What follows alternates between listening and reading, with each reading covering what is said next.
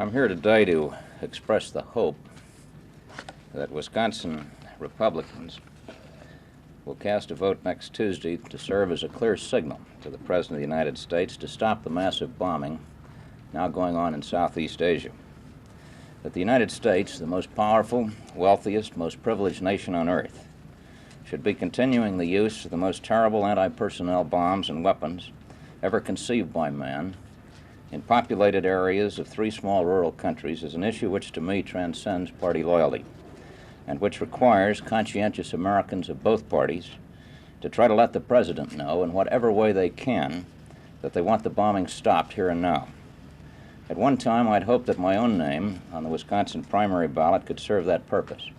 Now, however, with the issue so sharply focused in the Democratic primary, I think it will be more effective if Wisconsin Republicans cross over and vote for one of the Democratic candidates whose nomination can stand as a clear signal to the President that the people of Wisconsin demand an end to our participation in killing other human beings in a war we no longer have the desire or stomach to fight or die in ourselves, a war in which we now hire mercenaries to fight for us, as did the British hire Hessians against us nearly 200 years ago.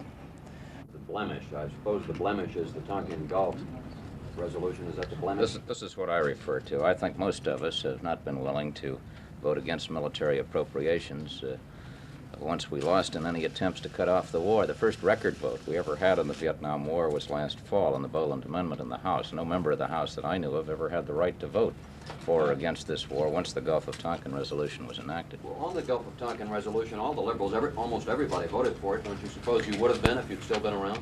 Don't you suppose you would have voted for it if you'd still been in Congress? I doubt it. Mr. Mayor, the Gulf of Tonkin resolution in August of 1964, not 65. In the Senate. House. It was in the House, but I don't recall it in the House. I really don't. Mr. Mayor, you were in the House when the Gulf of Tonkin incident happened. I don't think in the Wisconsin primary. I left the Republican Party out of disenchantment with its leadership and the direction that it was taking the country, both in foreign and domestic affairs.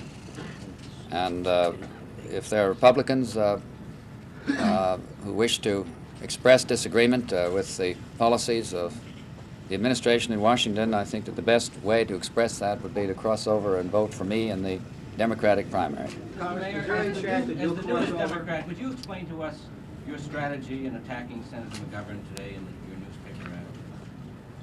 What's the point of that? The newspaper ads that I've seen are ones that say the switch is on and that voters are switching to Lindsay. You haven't seen the ads in today's Milwaukee? What's the language of it? No, I have not seen the ad in today's Milwaukee. They attack Senator McGovern for his past positions and say that he's not the dove that he makes out to be. I have to really read it to you. There's two or three of them. See, I believe that my candidacy is quite different from any other candidacy in this campaign. I think I stand for something that is independent. I think that my position in respect of the Vietnam War, in respect of the needs of communities in this country, in respect of the urban crisis, particularly the arguments that I've been making over the past 6 years as to why the nation's government has let us all down, particularly those of us who have to suffer with the burdens of local taxation to maintain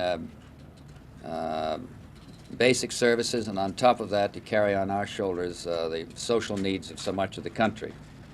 And my whole candidacy is based on the fact that I've lived with these problems, worked out strategies for them, innovated, experimented, moved such federal programs as there are, tried other things, and that no other candidate in this whole campaign can offer that. There have none that have been tested as thoroughly in what is thought to be the second toughest job